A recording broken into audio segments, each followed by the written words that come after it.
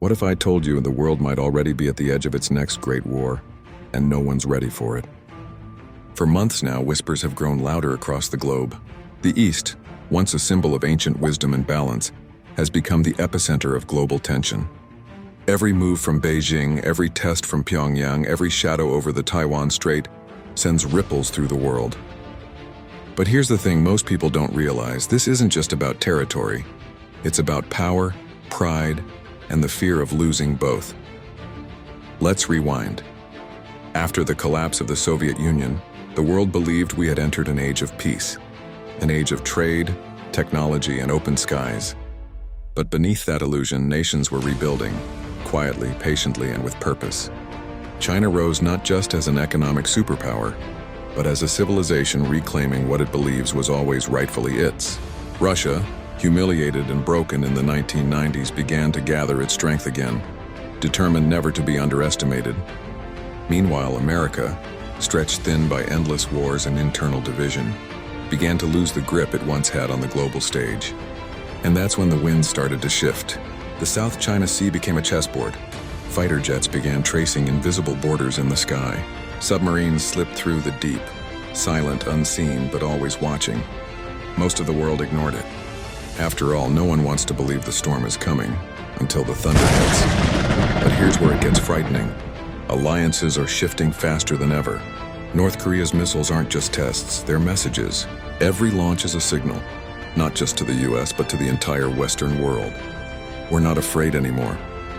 The question now isn't if something will happen, and it's when. Intelligence reports say that by 2030, China's navy will be larger than America's. But wars aren't just fought with weapons anymore. They're fought with data, currency, and narratives. TikTok, artificial intelligence, cyber attacks. They're all part of the same battlefield, invisible but real. So see what happens when a digital war turns into a real one.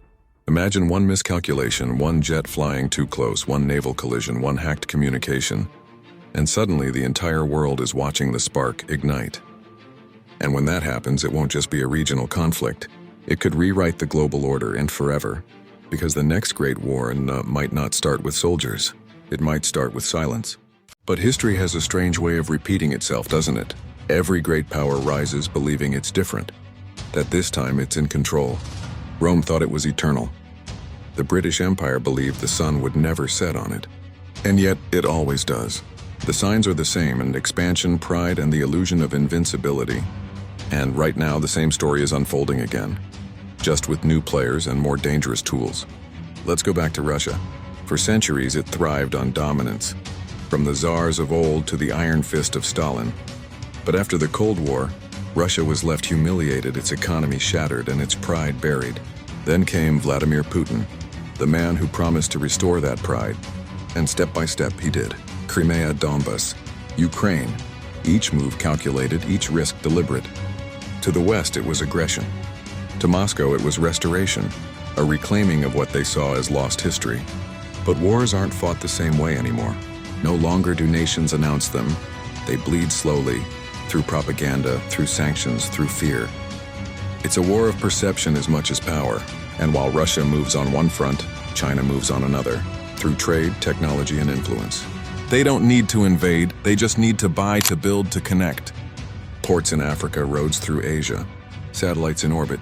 It's the same old empire, reborn through capitalism. Now, here's the twist no one sees coming. While the world watches the East, the real fracture might start in the West. Economic instability, political chaos.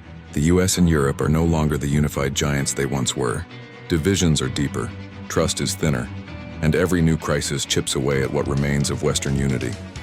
And if history teaches us one thing, it's this: great empires rarely fall because of an enemy outside. They crumble from within, but this time, there's something even more terrifying. Technology has changed everything. AI, autonomous weapons, deepfakes. Wars might soon be fought by machines that make their own decisions. No emotions, no hesitation, just logic and destruction.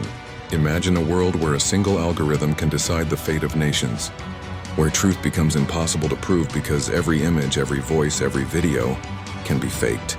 That's not the future, that's now.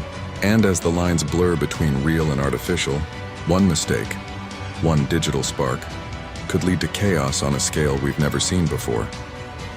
The fall of the Russian Empire was once written in revolutions and fire. The fall of the next global power might be written in code. And when it happens, it won't be a war for land. It will be a war for reality itself. Empires don't die overnight. They fade, slowly, quietly, until one day no one remembers how powerful they once were. That's the cruel beauty of history. It doesn't warn you when you're living through the final chapter. It only makes sense when the story's already over. Think about it. The Roman citizens didn't wake up knowing their empire was collapsing. They went about their lives believing the chaos around them was temporary. The same for the British, confident, proud, sure that power would last forever. And yet it slipped through their fingers like sand.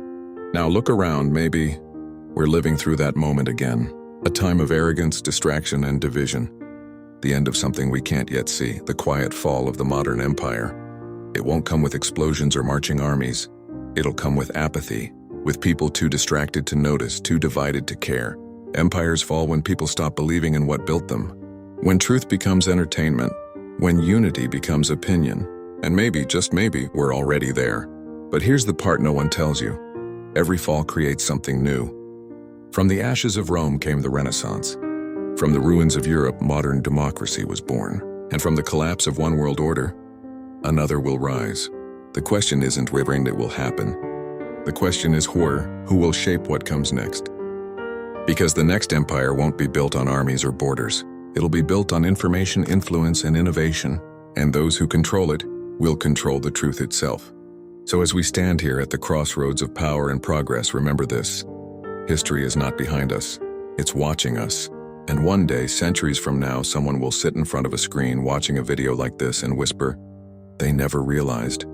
They were already living in the fall of their own empire.